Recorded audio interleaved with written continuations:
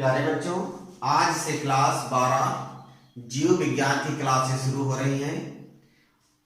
कक्षा 12 के जीव विज्ञान की पहली इकाई दी गई है जिसका नाम है जीवों में जनन, रिप्रोडक्शन इन ऑर्गेनिज्म, अर्थात जीवों में कैसे जनन होता है इसके बारे में हमको अध्ययन करना है।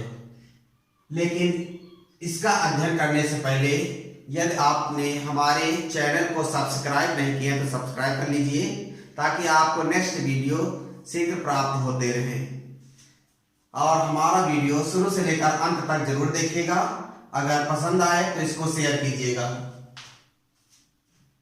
तो देखते हैं जीवों में जन्म कैसे होता है। तो जीवों में जन्म से पहले कुछ पॉइंट दिए गए हैं, उनका अध्ययन कर लेते हैं। पहला पॉइंट दिया गया जनन, रिप्रोडक्शन क्या होता है।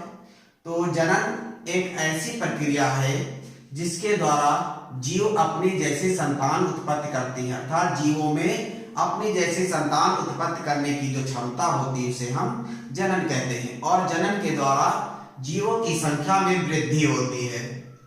अगला दिया गया जनन अवधि। जनन अवधि क्या है? किसी भी जीव के जन्म और मृत्यु के मध्य का जो समय होता है उसे जनन अवधि कहते हैं। और तीसरा है जनन की आवश्यकता। जनन की क्या आवश्यकता होती है, क्यों जीवों में जन्म पाया जाता है, तो इससे संबंधित भी कुछ पॉइंट दिए गए हैं। जनन की क्या आवश्यकता है? पहला है प्रजाति की निरंतरता, और दूसरा है जैव विकास, तीसरा है पारिस्थितिक संतुलन, और चौथा है खाद्य सुरक्षा। तो पहला देखते हैं प्रजाति की निरंतरता। तो प्रजाति की निरंतरता का अर्थ है कि जीवों का जन्म होता है, फिर उसके बाद उनकी मृत्यु हो जाती है। इस प्रकार जनन के द्वारा किसी भी जीव की प्रजाति की निरंतरता, अर्थात जीव की प्रजाति बनी रहती है, वो कभी समाप्त नहीं होती है। अगला है जैव विकास। जैव विकास का अर्थ होता है जीवों में विकास। तो जीवों में विकास कैसे होता है? किसी जीव से जब नई संतानें उत्पन्न होती है तो कभी कभी क्या होता है, उस संतान में अपने पूर्वजों से या अपने जनक से लक्षण भिन्न उत्पन्न हो जाते हैं, अर्थात जीवों में भिन्नताएं आ जाती हैं। और विभिन्नताओं के आ जाने के कारण उसे हम नई जात या नई प्रजाति मान लेते हैं। तो इस प्रकार कह देते हैं कि जीवों का विकास हो गया। जैसे कहते हैं कभी मनुष्य की पूंछ थी लेकिन वर्तमान में पूंछ समाप्त हो गई है। इसका अर्थ क्या है कि मनुष्य का विकास हो गया है। अगला दिया गया पारिस्थितिक संतुलन। तो पारिस्थितिक संतुलन का अर्थ है कि जीवों के जन्म और मृत्यु के कारण ही इस पृथ्वी पर जीवों की एक संतुलित आबादी बनी हुई है। अगर जनन ना हो तो जीवों की संख्या में बढ़ोतरी नहीं होगी, और मृत्यु ना हो तो उनकी संख्या में कमी नहीं होगी। तो इस प्रकार एक जो संतुलन है वो बना रहता है। और अगला दिया गया है खाद्य सुरक्षा।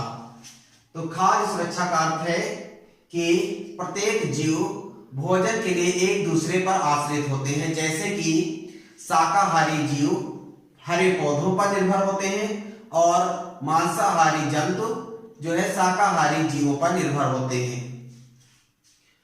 इसके बाद ये था जनन की आवश्यकता। अगला पॉइंट दिया गया है पौधों में जनन। अगला टॉपिक है पौधों में जनन, रिप्रोडक्शन इन प्लांट्स। कैसे पौधों में जनन होता है? तो पौधों में बताया गया है कि 3 प्रकार का जनन होता है। अलैंगिक जनन, एसेक्सुअल रिप्रोडक्शन, दूसरा है कायिक जनन, वेजिटेटिव रिप्रोडक्शन, तीसरा है लैंगिक जनन अर्थात सेक्सुअल रिप्रोडक्शन। तो अलैंगिक जनन सबसे पहले अलैंगिक जनन का अध्ययन करते हैं। अलैंगिक जनन क्या है, एसेक्सुअल रिप्रोडक्शन क्या है? तो अलैंगिक जनन एक जनन की ऐसी प्रक्रिया है जिसमें किसी एक जनक के द्वारा जो है नई संतान उत्पन्न हो जाती है, अर्थात किसी एक जीव के द्वारा ही नए जीव बन जाते हैं। 2 भिन्न जीवों की आवश्यकता नहीं पड़ती है। अगला है अलैंगिक जनन किसके द्वारा होता है? तो कुछ विधियां दी गई है। अलैंगिक जनन निम्न विधियों के द्वारा होता है। इसमें दिया गया विखंडन, फिशन, मुकुलन, बडिंग, खंडन, फ्रेगमेंटेशन, बीजाणु जनन, स्पोरुलेशन, चल बीजाणु बीजाणु निम्न प्रकार के होते हैं चल बीजाणु, अचल बीजाणु, हिप्नोस्पोर, कोनिडिया, एंडोस्पोर, क्लेमाइडोस्पोर, पाल्मेरा, निश्चेप बीजाणु, आइडिया, ये विभिन्न प्रकार के बीजाणु हैं। तो पहले हम देखते हैं अलैंगिक जनन की पहली विधि, जिसका नाम है विखंडन। विखंडन का अर्थ होता है टूटना। तो विखंडन दो प्रकार का होता है, द्विविखंडन और बहुविखंडन।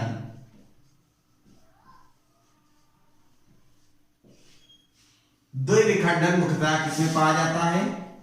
प्लेनेरिया, अमीबा आदि में पाया जाता है।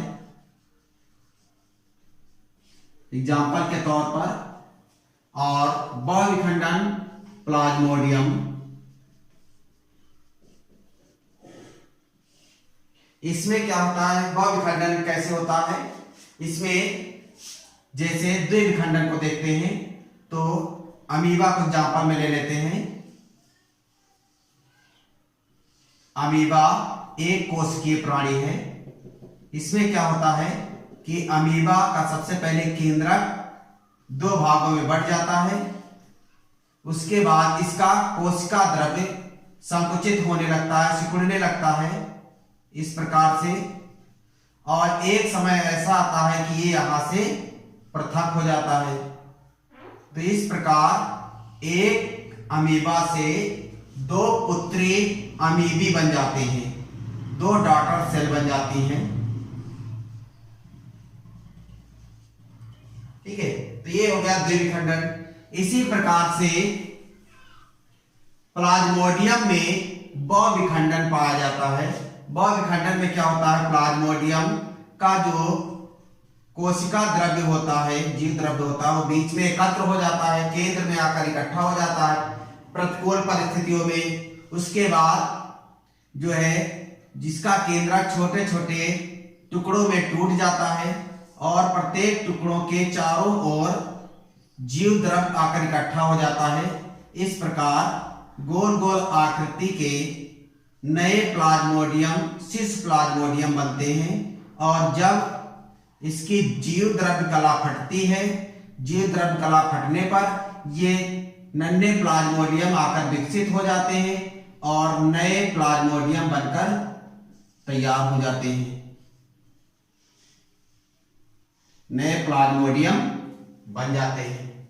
और अगली विधि है मुकुलन विधि, बडिंग। बडिंग में क्या होता है?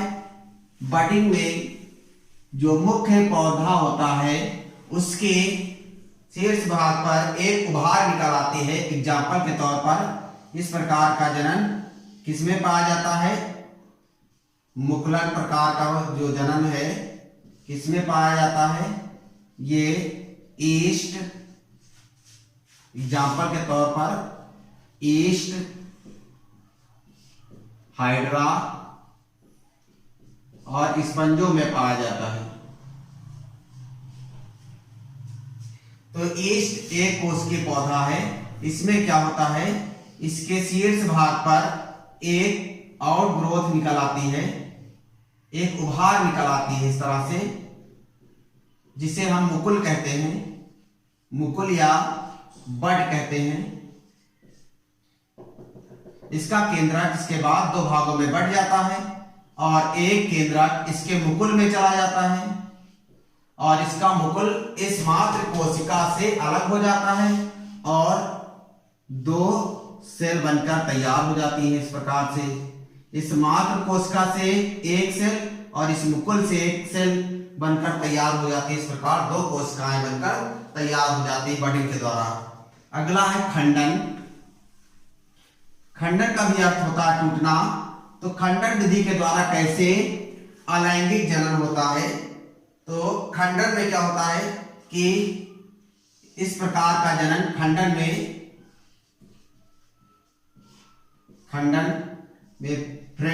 फ्रेगमेंटेशन, इसमें क्या होता है कि जो पौधा होता है, मुख्य पौधा, जैसे इसमें स्पाइरोगायरा है,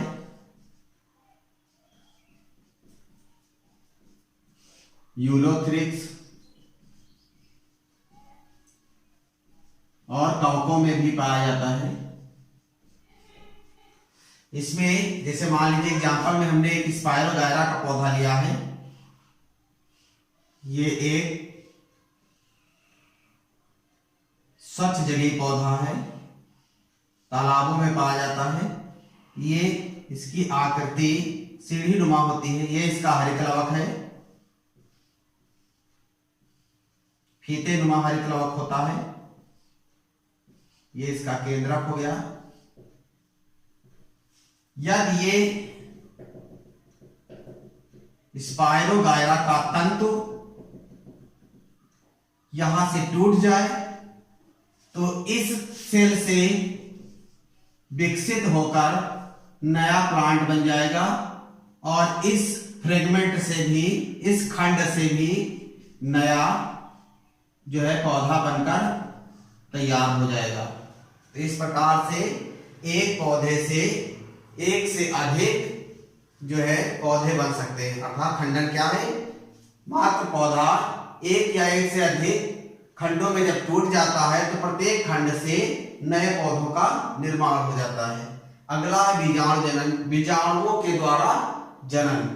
तो बीजाणु जनन क्या होता है? बीजाणु अनुकूल या प्रतिकूल परिस्थितियों में बनने वाले अलैंगिक बॉडीज होती हैं और इनके द्वारा जन्म होता है। ये निम्न प्रकार के होते हैं: चल बीजाणु अर्थात जूस्पोर, अचल बीजाणु aplanospore, hypnospore, conidia, endospore, chlamydospore, palmella stage, निश्चेत बीजाणु या इसको इकाइनिड कहते हैं और आइडिया।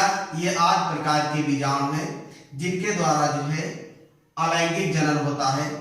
तो आज तक यही, और बीजाणुओं के द्वारा होने वाले जनन को हम अगले जो है वीडियो में पढ़ेंगे। ठीक है, धन्यवाद।